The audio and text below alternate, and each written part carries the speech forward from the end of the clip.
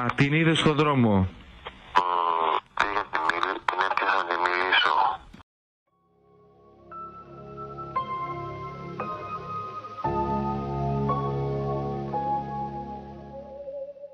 Αυτή είναι η φωνή του Χρήστου Παπάζογλου. Κατά τη διάρκεια αυτής της αφήγησης θα επιστρέφουμε σε αυτά τα ηχητικά ντοκουμέντα, όπου ο ίδιος προσπαθεί να δικαιολογήσει τη φρίκη. Όμως η αλήθεια ξεκινάει πολύ πιο πριν.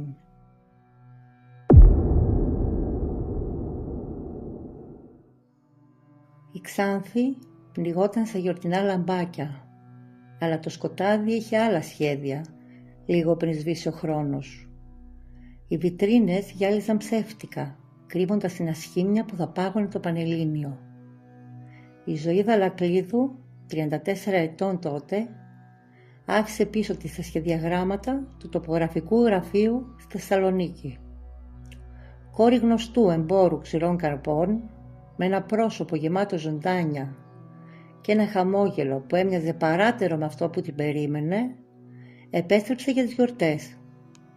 Οι γονείς και οι φίλοι της έβλεπαν ένα χαρούμενο κορίτσι, ανυποψίαστο για το μακάβριο σκηνικό που είχε ήδη στηθεί στην επαρχιακή πόλη.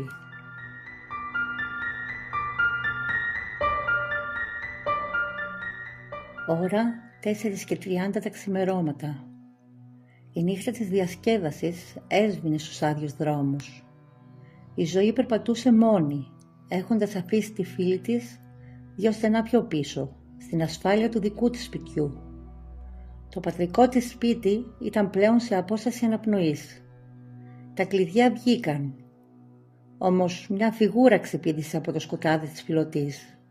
Ακολούθησαν χτυπήματα και ο βιασμός. Ύστερα το σκηνικό έγινε ακόμα πιο αποτρόπαιο. Ο δράστης πλησίασε στα σταθμευμένα μηχανάκια της πιλωτής, τράβηξε βενζίνη και περιέλουσε το σώμα της.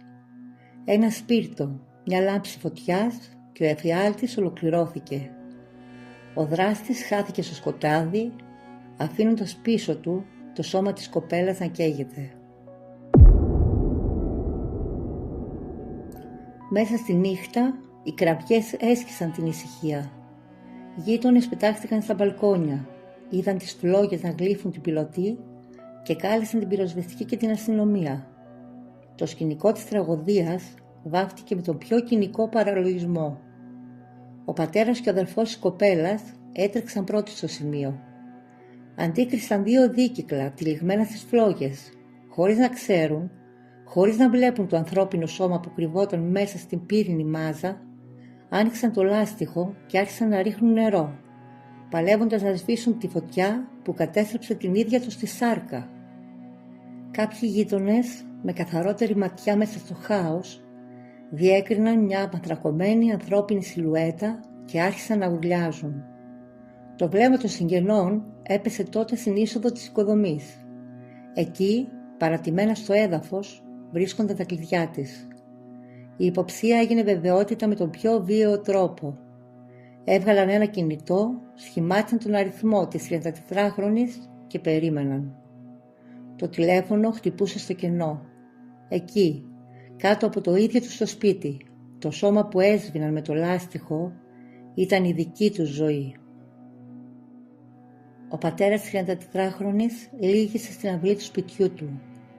Η αλήθεια ήταν πλέον ένα καμένο πτώμα μπροστά στα μάτια του. Το ξέσπασμά του, γεμάτο κοινική απόγνωση, αποτύπωνε την απόλυτη φρίκη. Δεν είχε ούτε φίλους, ούτε εραστή. Με μια φιλενάδα της έβγαινε κάθε μέρα. Ήταν καλό κορίτσι, χαμογελαστό. Με κανέναν δεν είχαμε διαφορές. Βλέπαμε με το γιο μου από πάνω να καίγεται ένας άνθρωπος. «Καίγεται ένας άνθρωπος», φώναζαν από τις γύρω οικοδομές. Έριξαν νερό από πάνω, έσβησαν τη φωτιά. Κατεβήκαμε και εμείς με το γιο μου να σβήνουμε τη φωτιά στο μηχανάκι. Γυρνώντας βλέπω κάτι κλειδιά πάνω στην εξώπορτα και ρωτάω τη μικρή μου κόρη ποιανού είναι τα κλειδιά. «Της ζωής, μπαμπά, της ζωής», μου λέει.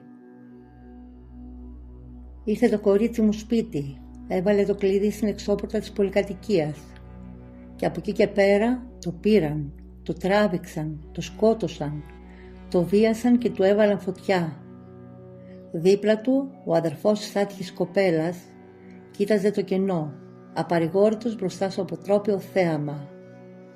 Ήταν ένα χαμογελαστό παιδί, ήρθε από τη Θεσσαλονίκη για διακοπές και ήρθαν και τη σκότωσαν κάτω από το σπίτι της. Το σκηνικό έκλεισε με τους φανούς ενός ασθενοφόρτου ΕΚΑΒ να φωτίζουν την πιλωτή. Το σώμα της ζωής φορτώθηκε για το νοσοκομείο, όπου η νεκροψία και η νεκροτομή θα σφραγίσουν και τυπικά την τραγωδία. Στο νεκροτομείο, το φως πάνω από το μεταλλικό τραπέζι αποκάλυψε την πλήρη κοινικότητα του εγκλήματος. Ο ιατροδικαστής Θράκης, κύριος Παυλίδης, ολοκλήρωσε την εξέταση της γυμνής σωρού, καταρρίπτοντας τις φήμες για τραύματα από μαχαίρι. Η αλήθεια ήταν πολύ πιο σκοτεινή. Η γυναίκα είχε τις αισθήσεις της όταν η βενζίνη από το σταθμευμένο μηχανάκι κάλυψε το σώμα της και το σπίρτο άναψε. Τα επίσημα ιατροδικαστικά ευρήματα επιβεβαίωσαν τη σοβαρότητα της επίθεσης που δέχτηκε η 34χρονη γυναίκα. Η έκθεση κατέγραψε σοβαρά τραύματα στο κεφάλι και στοιχεία που τεκμηριώνουν τη σεξουαλική κακοποίηση του θύματος. Επιπλέον, διαπιστώθηκαν εκτεταμένα εγκάβματα σε μεγάλο μέρος του σώματος. Σύμφωνα με την τελική εκτίμηση του ιατροδικαστή, ο θάνατος επήλθε ως αποτέλεσμα του συνδυασμού των σοβαρών σωματικών πληγμάτων, των επιπλοκών από την κακοποίηση και των σοβαρών εγκαυμάτων. Στα γραφεία της ασφάλειας, οι ερευνητές συνέθεταν το παζλ με κοινική λογική. Η εκδοχή ότι το θύμα έχασε τις αισθήσεις της από το πρώτο χτύπημα κέρδιζε έδαφος. Το σπίτι βρίσκεται σε απόσταση αναπνοής από την κεντρική πλατεία της πόλης. Σε μια τέτοια γειτονιά, οι φωνές ή ένας θόρυβος πάλης θα είχαν προδώσει τον δράστη. Όμως η νύχτα παρέμεινε βουβή. Οι μόνοι ήχοι που έσκησαν το σκοτάδι και ξύπνησαν τους γείτονες ήταν οι κραυγές της 34χρονης στη στιγμή που καιγόταν ζωντανή. Τότε όμως η φιγούρα του δολοφόνου είχε ήδη γίνει ένα με το σκοτάδι. Οι αστυνομικοί έστρεψαν την προσοχή τους στη φίλη του θύματος. Ήταν ο τελευταίος άνθρωπος που την είδε ζωντανή, όταν αποχαιρετίστηκαν δύο στενά πιο μακριά. Σκοπός των ανακριτών ήταν να μάθουν τι συνέβη πριν το ρολόι δείξει 4:30. Έψαχναν απαντήσεις για το αν υπήρξε κάποια ενόχληση κατά τη διάρκεια της διασκέδασης ή αν κάποιο βλέμμα της ακολουθούσε επίμονα στη διαδρομή της επιστροφής. Μέσα στο ανακριτικό γραφείο, η κατάθεση της φίλης της ζωής έσβησε μερικά από τα σενάρια. Η μάρτυρας ξεκαθάρισε στους αστυνομικούς πως το θύμα δεν είχε καμία ερωτική σχέση στο τελευταίο διάστημα, ενώ στα λόγια τους δεν είχε υπάρξει ποτέ καμία αναφορά για απειλές ή για κάποιον που να την τρομάζει. Στο τραπέζι των ερευνητών τα κομμάτια του παζλ παρέμεναν στεγνά από απαντήσεις. Η φίλη της ζωής επέμεινε στην εικόνα ενός χαρούμενου κοριτσιού χωρίς κανένα βάρος στο μυαλό. Μέχρι και την τελευταία ώρα στο νυχτερινό κέντρο όλα κυλούσαν ομαλά. Κανένα βλέμμα, κανένα ύποπτο πείραγμα ή ενόχληση από διπλανά τραπέζια δεν τάραξε τη διασκέδασή τους. Η έρευνα μεταφέρθηκε ξανά στο κρύο τσιμέντο της πιλωτής. Εκεί οι τεχνικοί της σήμανσης εντόπισαν ένα καθαρό αποτύπωμα παλάμης πάνω στην επιφάνεια ενός σταθμευμένου αυτοκινήτου. Ένα σημάδι πίεσης, ίσως από τη στιγμή της πάλης. Την ίδια ώρα, τα ψηφιακά μάτια της πόλης έδιναν την πρώτη τους μαρτυρία. Μια κάμερα ασφαλείας από ένα κοντινό κατάστημα κινητής τηλεφωνίας κατέγραψε κίνηση μέσα στο σκοτάδι. Στο ασπρόμαυρο οπτικό υλικό, η φιγούρα ενός άντρα διακρίνεται να κινείται κοντά στην οικοδομή λίγα λεπτά πριν η ζωή περάσει το κατόφλι. Στα γραφεία της ασφάλειας, η λίστα των υπόπτων αρχίζει να στενεύει. 10 άτομα προσήχθησαν και πέρασαν από το δωμάτιο των ανακρίσεων. Όμως τα βλέμματα των αστυνομικών κλείδωσαν πάνω σε έναν 27χρονο. Το παρελθόν του ήταν ήδη λερωμένο. Οι φάκελοι των αρχών έγραφαν επιθέσεις και απόπειρες βιασμού, όμως κυκλοφορούσε ελεύθερος. Οι αρχές δεν χρειάστηκαν πάρα πολλές ώρες για να δέσουν τα στοιχεία.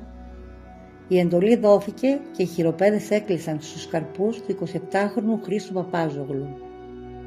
Μέσα στο ανακριτικό γραφείο, η αντίσταση του δράστη έσπασε γρήγορα. Ομολόγησε τις φρικιαστικές πράξεις του, περιγράφοντας το σκηνικό της πιλωτής.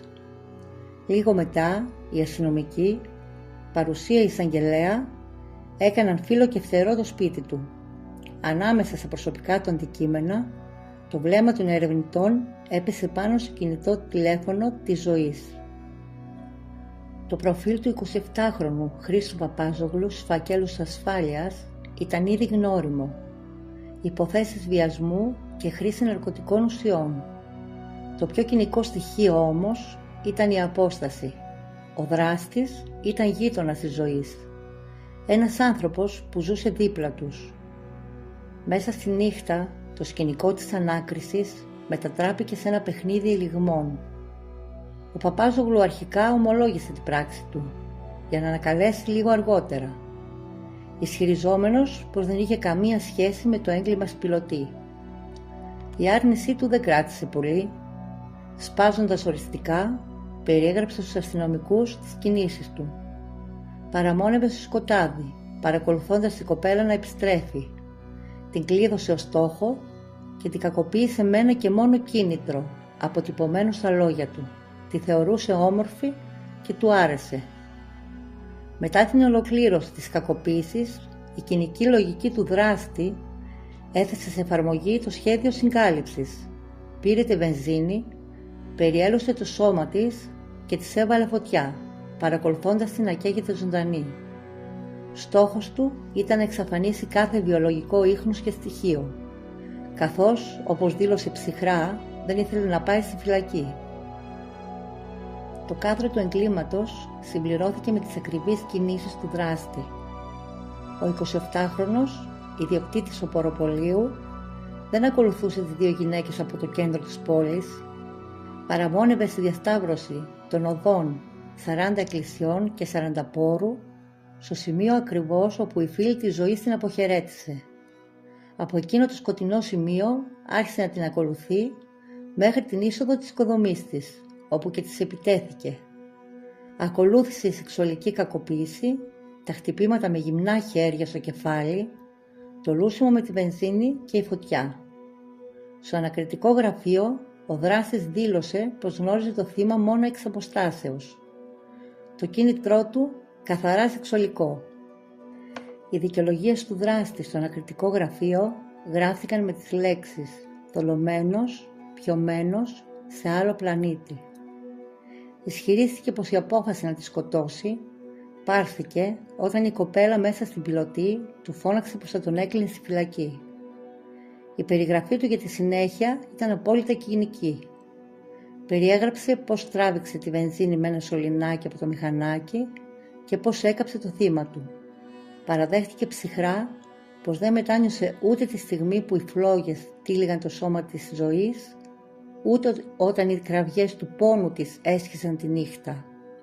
Μετά το έγκλημα, ο Παπάζογλου επέστρεψε στο σπίτι του και ξάπλωσε στο κρεβάτι του.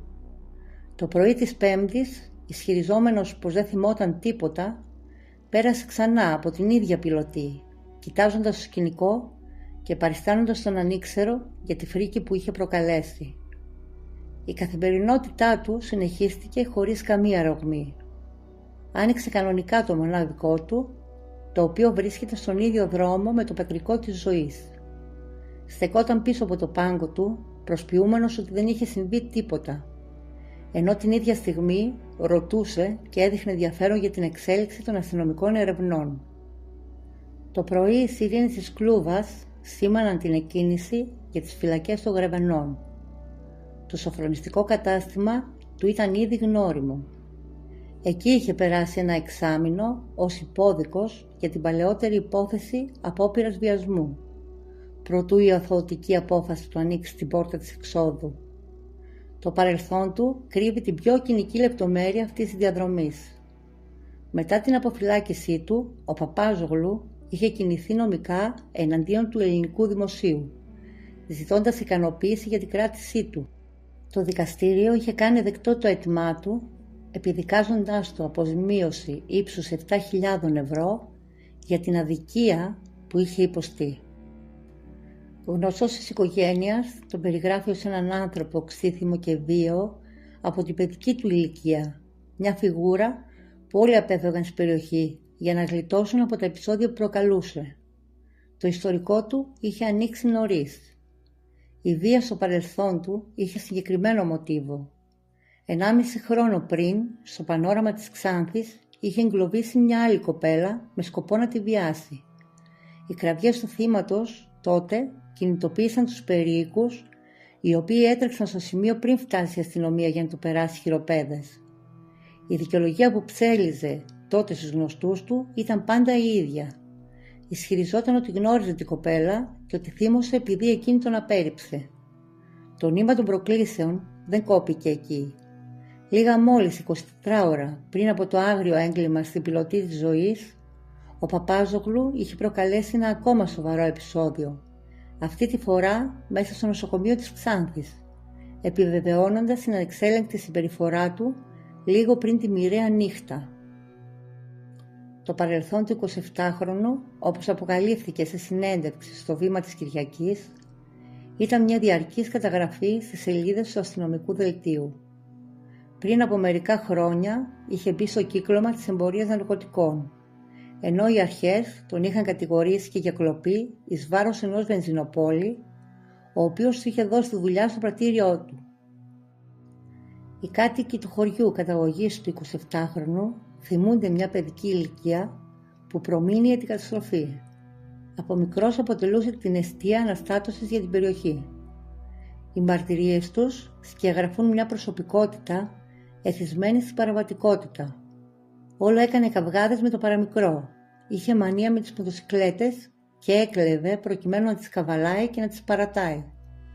Περνούσε από τους αγροτικούς δρόμους κάνοντας σούζες και ζώντας στο δικό του κόσμο. Η προκλητική του συμπεριφορά ανάγκαζε συχνά τους συντοπίτες του να χτυπούν την πόρτα του πατρικού του σπιτιού, αναζητώντας τη μητέρα του για να διαμαρτυρηθούν. Όμως το σκηνικό εκεί γινόταν ακόμη πιο άγριο. Αντί για νουθεσία και σύνεση, η γυναίκα μεταμορφωνόταν σε ασπίδα προστασίας του. Η πιο κοινική επιβεβαίωση όμως ήρθε από τον αδερφό του δράστη. Μιλώντας στις κάμερες του τηλεοπτικού σταθμού Star, παραδέχτηκε ψυχρά την αλήθεια. Όπως δήλωσε, το μυαλό του πήγε κατευθείαν στον 27χρονο, υποψιαζόμενος στον ίδιο του τον αδερφό από την πρώτη κιόλας στιγμή που αντίκρισε τις φλόγες στην πιλωτή. Τον πέραμε τηλέφωνο, αλλά δεν το σήκωνε την Πέμπτη. Πήγα σπίτι του, τίποτα, ήταν κλειδωμένα. Πήγα στο μαγαζί, το ίδιο. Λέω αυτός θα το έκανε. Τα λόγια του αδερφού του περιγράφουν με κοινικότητα το πρωινό της Πέμπτης. Η εξαφάνιση του 27χρονου και οι κλειδωμένες πόρτες οδήγησαν αμέσως στη σκέψη της οικογένειας την αλήθεια. Οι δικοί του άνθρωποι γνώριζαν καλά την επικινδυνότητα που έκρυβε, επιλέγοντας σταθερά να μην ζητήσουν τη βοήθεια κάποιου ειδικού. Η έρευνα στο παρελθόν του 27χρονου Δράκου φέρνει στην επιφάνεια άλλη μια σκοτεινή σελίδα. Σύμφωνα με πληροφορίες, η δράση του είχε ξεκινήσει πριν από περίπου 8 χρόνια, σε χωριό του νομού Ξάνθης.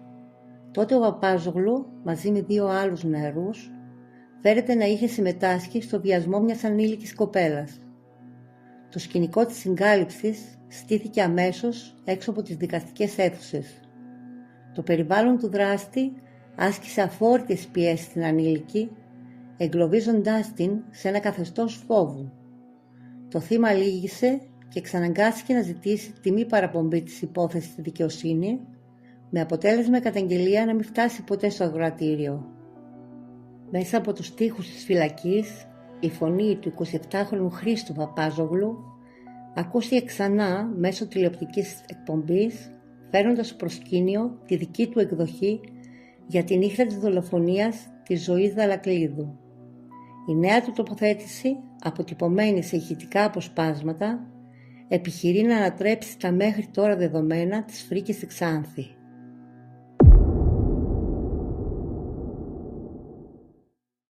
Τελείως.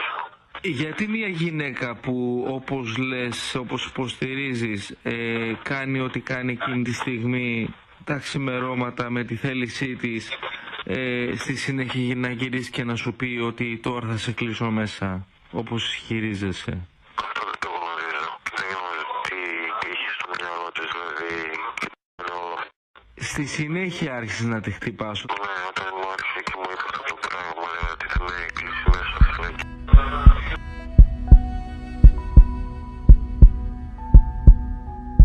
Μια στιγμή που να λυπήθηκες εκείνη την κοπέλα την ώρα που τη χτυπούσες? Εκείνη τη στιγμή δεν καταλάβαινα τι έκανα. Ήμουν δηλαδή στον κόσμο, σε άλλο πλανήτη. Δεν ήμουν φυσιολογικός εκείνη τη στιγμή. Και τι έκανες τότε? Με χτύπησε αυτή, τη χτύπησε εγώ, έπεσε κάτω και είχε λιποθυμήσει.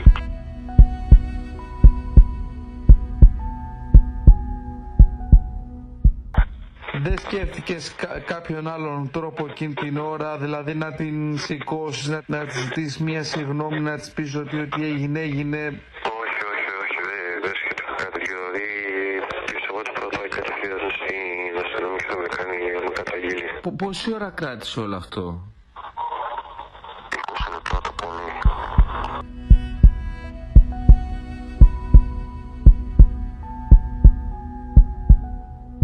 Μετά από ό,τι έκανες, μπόρεσες να πας στο σπίτι και να κοιμηθείς? Δεν ήμουν φυσιολογική εκείνη τη στιγμή.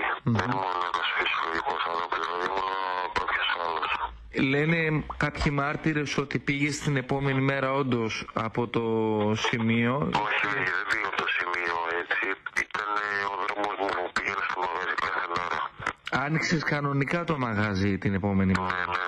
Σαν να μην έχει συμβεί τίποτα δηλαδή. Και πήγα στο μαγαζί και έκλαιγα όλη τη μέρα, δηλαδή και μπαίνω πελάτης μέσα και ήμουν καναράκος, ένα σκουπίδι.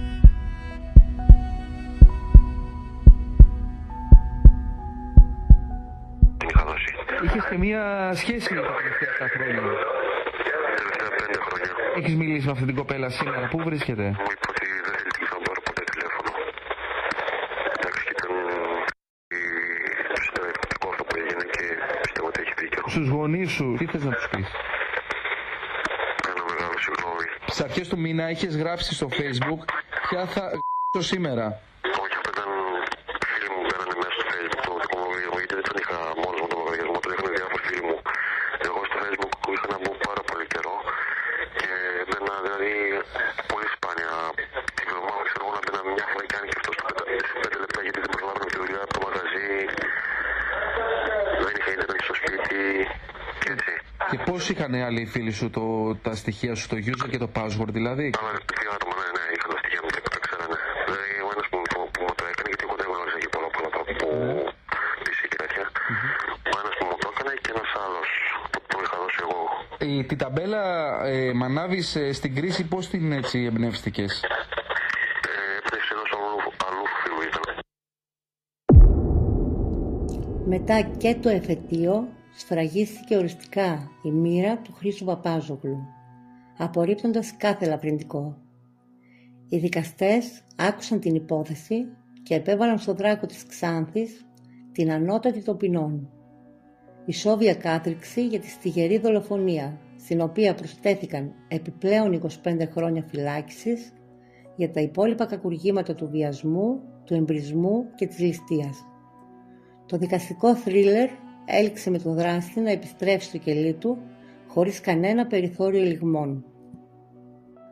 Ο Δράκος πήρε το δρόμο για το κελί του, αυτή τη φορά χωρίς αποζημιώσεις και παράθυρα αποφυλάκησης. Το σύστημα λειτουργήσε, έστω και κατόπιν εορτής, αφού χρειάστηκε πρώτα να θυσιαστεί ένα χαρούμενο κορίτσι για να κλειδωθεί οριστικά ένας εσημασμένος βιαστής και δολοφόνος. Η υπόθεση Δαλακλίδου έκλεισε στα χαρτιά. Στην πραγματικότητα έμεινε μια ανοιχτή πληγή στους δρόμους της επαρχιακής πόλης.